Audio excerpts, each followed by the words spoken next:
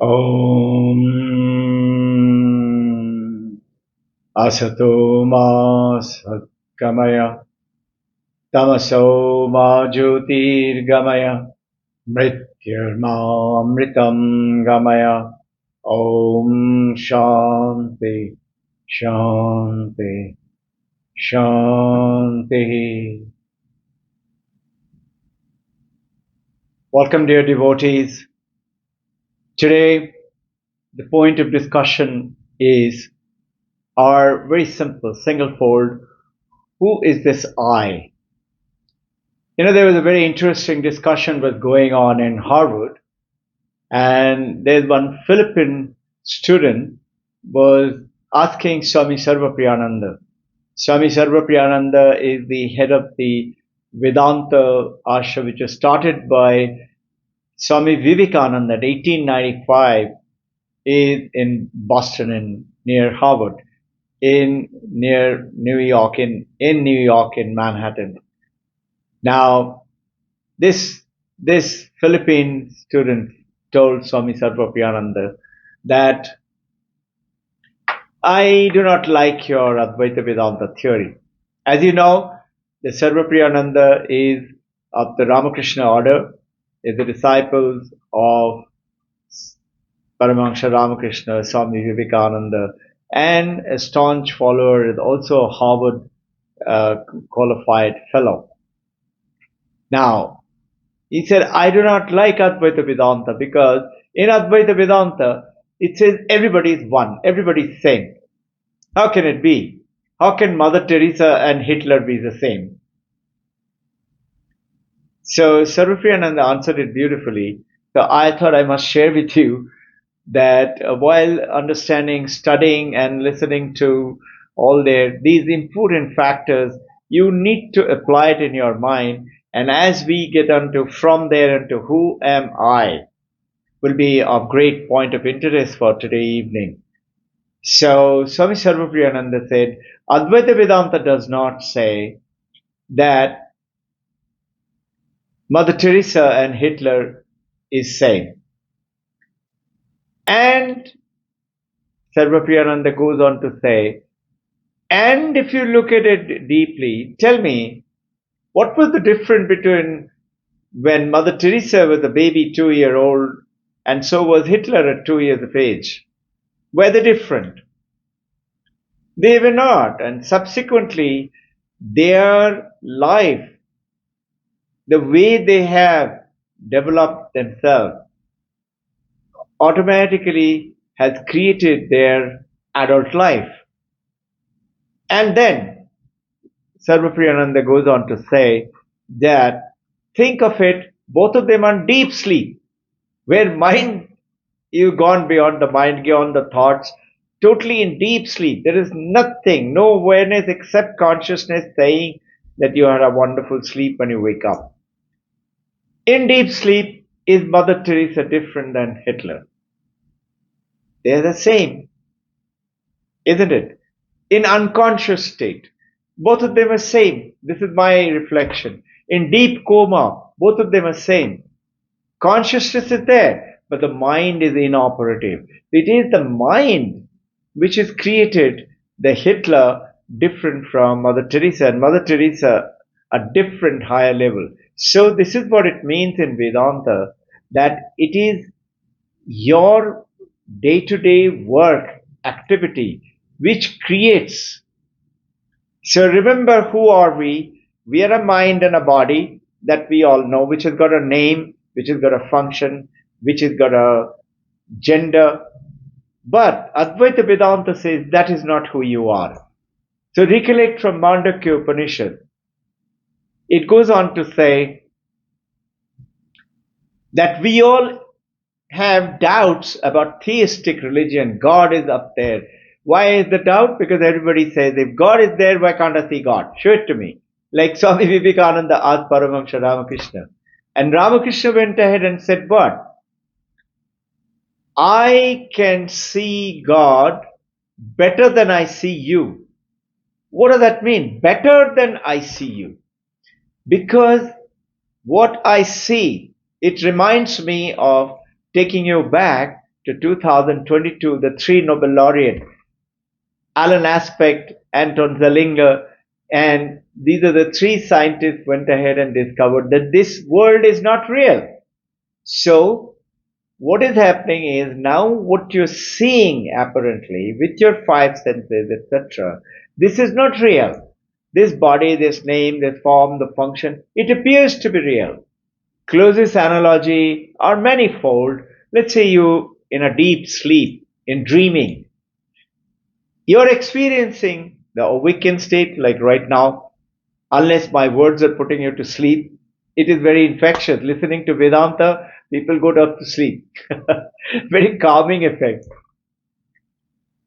You are awakened state. You have dream sleep state and you have a deep sleep state. Three states, Mandaka Upanishad says, and goes on to say Turiam, which is the fourth state, is the true you and I, which is the consciousness, which is the light of the light, which is lighting the waking state like right now. If I'm not conscious, if I'm in coma, I cannot do anything, learn, eat, talk, have fun, enjoy, nothing.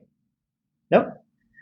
Or in dream sleep state, that is also powered by the same consciousness. And in deep sleep state, no mind, no thoughts, no events at all excepting deep sleep, when mind is totally at zero state. And yet, how do you know consciousness is there?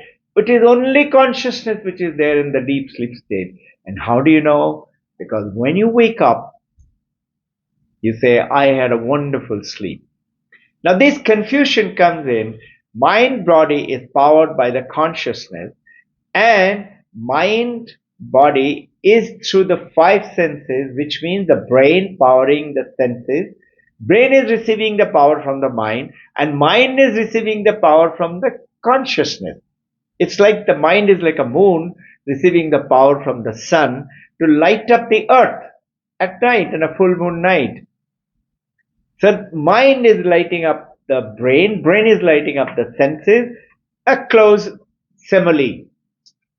Earth, moon, sun, and here it is the consciousness, mind, brain, and the senses. So these five senses, the brain, everything else, the whole world, it comes to us because of the power of the consciousness. Now, what Mother Teresa and Hitler, the difference is there is the consciousness by itself is untouched. Remember the example of the sunlight. Close example. Close is because consciousness which is within you and me is trillion times more powerful than even the mightiest of the sunlight. But it is a good simile because the sunlight falls on a dirty puddle of water on the road these days, rainy days. It doesn't get dirty. Sunlight doesn't get dirty. Sunlight falls in pitcher of wine, whiskey, beer. It does not get drunk. Sunlight falls in holy river Ganga. It doesn't become impure. Sunlight falls in clot of blood or a bloody body. It doesn't become bloody. You get the point. Sunlight is ever detached. So is yours and my consciousness, ever detached. But the sunlight is powering the moon. Similarly, consciousness is powering the mind, but there is something called subconscious mind, which is called reflective consciousness. Now, Hitler, that reflective consciousness powered by the consciousness, but has the influence of the mind. Whatever, raga, dvesha, hatred, anger, jealousy, etc. And that reflective consciousness, the Mother Teresa is different than the Hitler. Consciousness are both the same as per Advaita Vedanta. This is what the Philippine boy is trying to refer to. But Advaita Vedanta is not refuting that the body, mind, action, reflective consciousness is same. No, they are different.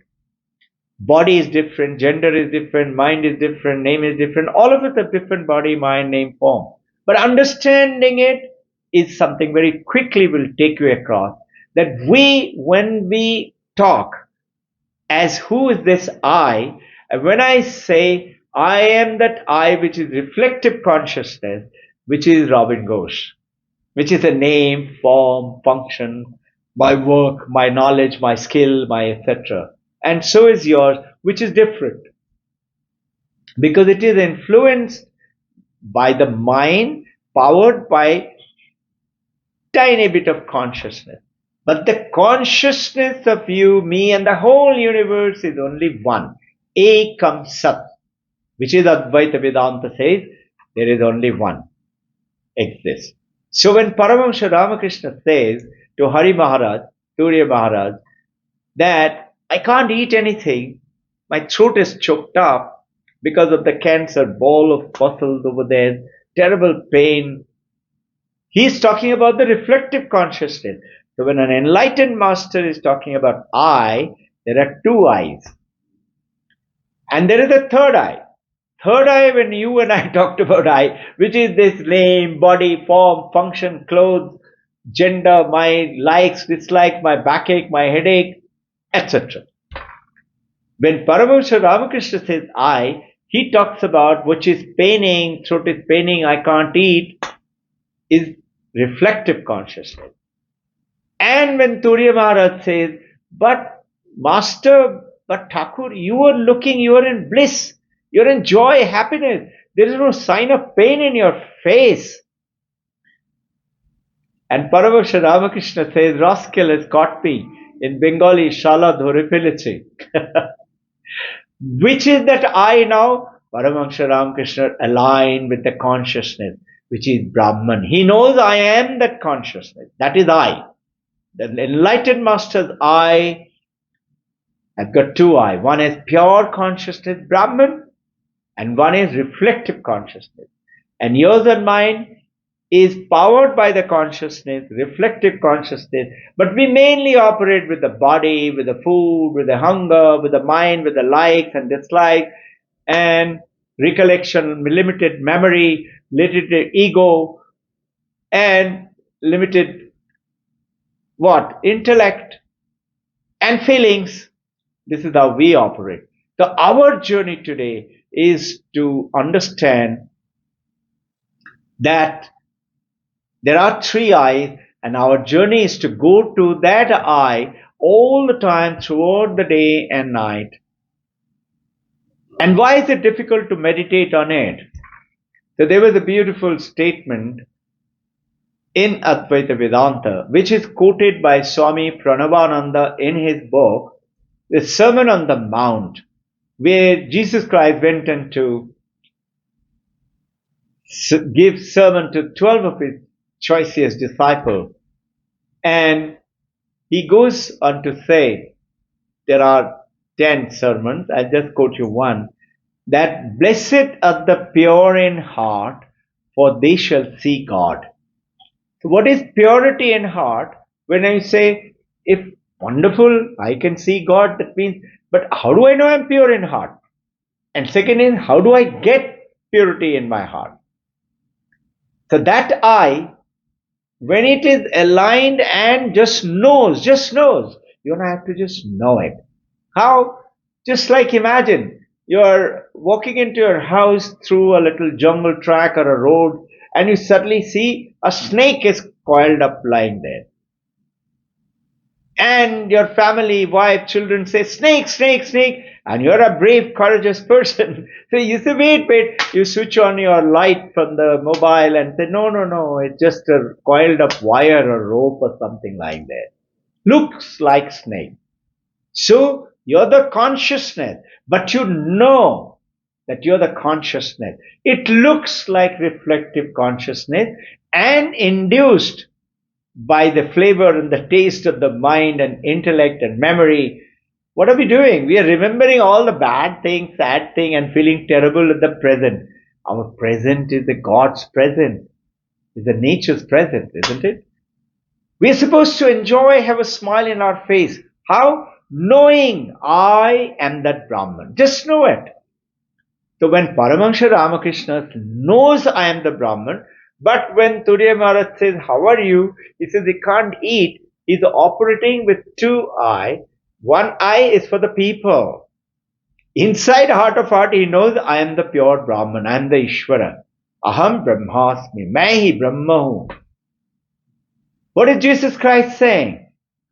That kingdom of heaven is within you. Knock and it shall open for you. Knock is what? This is what is called yoga. A little deviation. What is, most people say in English yoga. There is nothing called yoga. In Bengali, in Sanskrit, it is yog. And in Sanskrit, it is yogaha. Yogaha. Don't say yogaha in public. They will say, what a funny guy. Because everybody thinks it's yoga. Well, there is no word called yoga other than English have made it like that. But what is yoga? If you ask, let's say, any yogic teachers and all, they say it's a union of mind and the body. Right? Now, true yoga means when you, are you with me? When you get connected to that I, which is Brahman, which is Ishvara, and you know, and you operate with that while you're operating in the samsara. So what is samsara? Samsara is when you're aligned with reflective consciousness, which is influenced by the mind.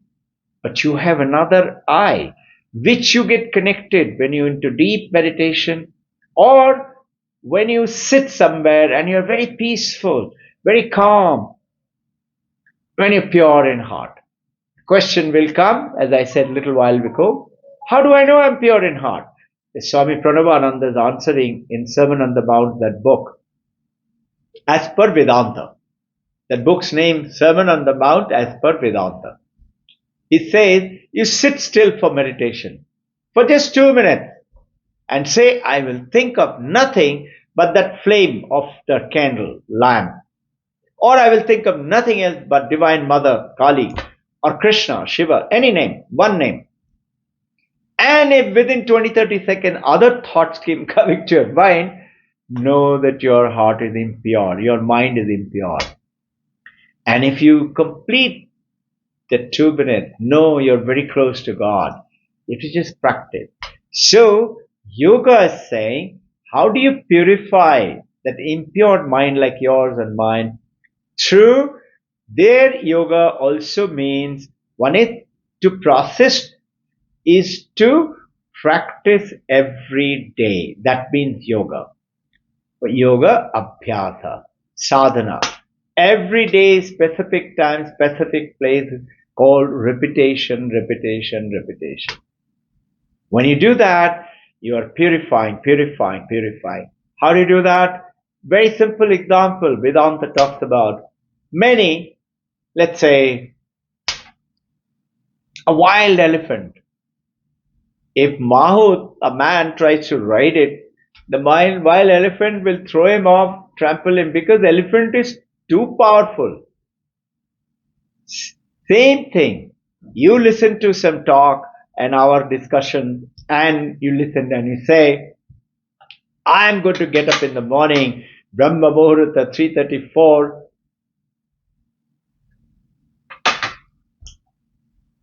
and start my meditation. Who has decided? Intellect. You have intellect, memory, ego, and feeling. 4 functions of the mind. Mind has got 16 functions as per yoga. I'm just touching upon the main 4. Intellect said, come on, get up. Calling bell 3:30, ringing. Alarm bell is ringing. Mind is saying, you have signed up, Mr. Intellect, for the 3:30. You have not discussed with me. I'm not getting up. Body is saying, don't bother me. It's too comfortable, nice, and cool AC. Or warm under the blanket in a cold weather. I'm not getting up. And who wins? Body and mind always wins. Who wins? Elephant always wins. Now what do? What does the intellect as Mahoth do? The rider on the elephant? What does it do? Intellect trains the elephant. Now yours and my intellect, willpower, it's supposed to train the mind and the body. Repetition, repetition, repetition. Every day. Little bit of fasting, dieting, little bit of arati, puja, flower, following all four paths. Bhakti Yoga, Karma Yoga, Raja Yoga, and Jnana Yoga. Jnana Yoga is knowing. This is not a snake, it's a rope. Knowing I am the Supreme Consciousness. That I is I. So, in this practical world, fulfilling is you are operating through that reflective consciousness. So, remember, I is used in three ways. One is body, mind, name, form, function, etc., which is you and I do, most people do. Second, the enlightened master, he knows the difference. He says, I'm not the body and the mind. But he is using the reflective consciousness to include the body and the mind. After all, it's the reality. But he knows I'm not this. I may be having pain because of a broken arm or a throat cancer, but that's not me because I am that pure consciousness. I'm using the mind and the body as my application like you use in your mobile or a computer. But I am not the application. I'm something else. And that awareness does something to you. When you get connected to that purity, automatically you get onto another world. There's a very famous Arindam Chakrabarti.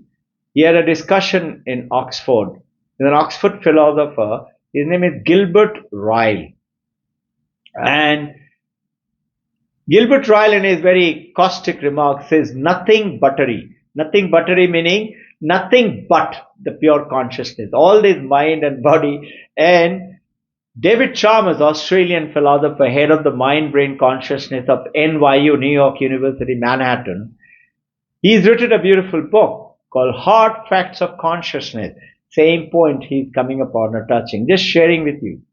So, Vedanta offers an understanding that the reflective consciousness which Arindam Chakrabarti and David Ryle went and talked about, the reflective consciousness is reflective consciousness. Consciousness is different. Mind, brain is different. But Advaita Vedanta says, no, reflective consciousness cannot do the reflective consciousness because it is the power of the consciousness. So simple example for you and I to understand, when you see the full moon, few days back there was full moon, Buddha Purnima. When you saw the full moon, nobody looked at the full moon light and said, what beautiful sunlight, isn't it? You say, what beautiful moonlight. But moon doesn't have light. It's the sun's light. Same way, your reflective consciousness, you're using it, but you know, I am the consciousness using this body mind, maybe broken arm, pain in the knee, but it's okay.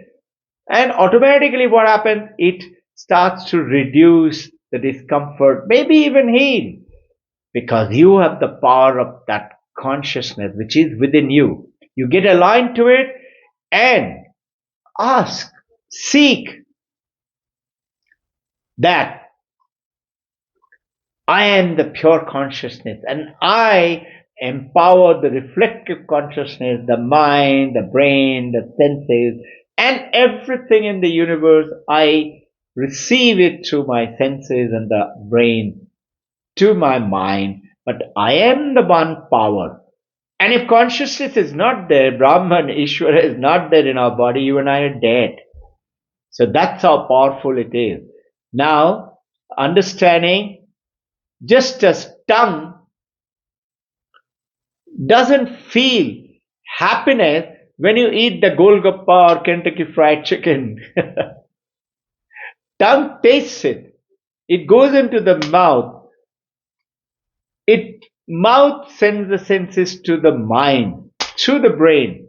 And reflective consciousness says, wow, I like this KFC chicken or the Golgappa or Pav Bhaji. But tongue cannot say, I am so happy. What says happy? Mind says happy, which is reflective consciousness. But it is powered by the consciousness. Don't be confused. Know all the time that this love, hatred, anger, jealousy is a reflective consciousness, which is, let me repeat it, samsara.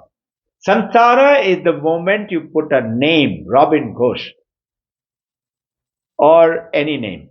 You separate yourself from others. When you are Brahman, when you are enlightened, you are one consciousness, you are one sunlight, with everybody is same one consciousness. This is the difference of the different world that you're talking about. So, understanding the rope is not separate from the snake. It appears as snake. Similarly, reflective consciousness is also empowered by the consciousness, and it truly is the consciousness. Like moonlight truly is sunlight. It is not moonlight. Understanding the difference now. So, reflective consciousness is an appearance of the consciousness grounded in the world of reality through the body and the mind. So, Sri Krishna in Bhagavad Gita is saying samsara is identified with reflective consciousness by putting a name form, while enlightenment is realizing oneself as pure consciousness. You and I may not have realized, but we are in the journey. You are in the journey to go to Mumbai International Airport. You haven't reached the airport, but you're enjoying, you're having fun, you're having a cafe coffee day, or, the very famous, whatever the things on this roadside at Khandala. But you know you are on your track. So be aware, my dear devotee. The essence of today's discussion is be aware all the time. Remember, adhyara apabada.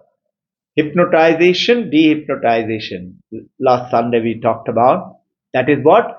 The donkey doesn't know that I am always free. The washerman had showed it to him, I'm tying. He didn't have the rope. Wise man told him, just tie him. Show him you are tying him up around the tree. Donkey man stood there. He thought he's tied up. But he was free all the time. Your mind, my body is telling us, I am so many ages. I'm a man, I'm a woman, I'm a mother, I'm a father, I'm a professional. This is my name, this is my house, this is my form. But you are always free. So when you get enlightened like that, then you are Mother Teresa. You're not. And don't allow impurities to come in and pollute your life into that impurity world. So, this, in a playful manner, Shankaracharya is saying, you are always enlightened because you are enlightened. The snake was always the rope. It was the rope. Don't mistake a real snake by a rope, okay? Throw the light of the knowledge and have a look at it. So, your freedom is real. Donkey eventually didn't want to move when the washerman came back because he thinks he's still tied up. And washerman is saying, you are free. Come on, go. He's not moving. You and I are like that, stuck. But when Guru comes and shows, no, you are not, and he shows untying and the donkey by certain rituals and all, say, now you are free. So reminds me, one disciple in Uttarakhand tells in Himalaya to the Guru, I have served under you for 3 months. You are not giving me freedom. You don't give me freedom, I'll go to another Guru. The Guru didn't want to lose him. He said, okay, tomorrow you come, I'll free you. The next day he comes, and as he comes in the morning, he sees his Guru is holding a tree with his hand and shouting, come on, help me, free me, free me, free me, free me. The devotee comes running and he said, sir, let go your hand. You are free. The Gurudev smiles and turns around and tells the devotee precisely, you are always free. I don't have to free you. You have to just realize it. That realization is the journey, is the essence of today's message. So, analogy of the snake and the rope, or let's say your face in the mirror. Mirror, the reflection of the mirror is not you. You are separate. But you think that is me. So you put lipstick and shave and comb your hair and perfume. And now look at it carefully. That snake and the reflection in the mirror is false. This world is not real. It appears. The dream world in all is not real. So come on, embrace that beautiful, powerful enlightenment through the just knowing Advaita Vedanta. So reality lies in recognizing oneself as pure consciousness, that I'm not bonded by mind and brain. I am pure. False ignorance dispels us through the ignorance that I'm a body and the mind. When ignorance, through the limited awareness, through the reflective consciousness is removed, you are enlightened. Just by knowing it, and every moment when you meditate, just think you are that light. And more you practice, more you purify. Without ethical manifestation, you can never attain enlightenment. So start from this moment. Most of you are doing it. Even in a joke, don't tell a lie. And don't find fault with people. And practice spiritually every day at the same time. And most important, have faith in your true self. You are the consciousness. मैं ही ब्रह्म हूँ, aham brahmasmi. There is none other. The donkey is free. You and I are free, as Shankaracharya say, that you do not have to seek liberation. You are liberated. You have to know about it. And when you know, it becomes alignment with the pure consciousness. All you have to do, beautiful sunlight is waiting outside. You have to just remove the curtain of the window to let the sunlight come flooding in. And the moment you do, why would you continue to suffer? Body will suffer, may suffer from sickness or whatever disease or virus or COVID-19 or broken bone. But you know you're not the body. But the beauty happens when you're aligned, your body gets protected. You don't fall sick. That's the beauty. Come, we will have more session on the coming Sunday. My prayers for you. Jai Guru.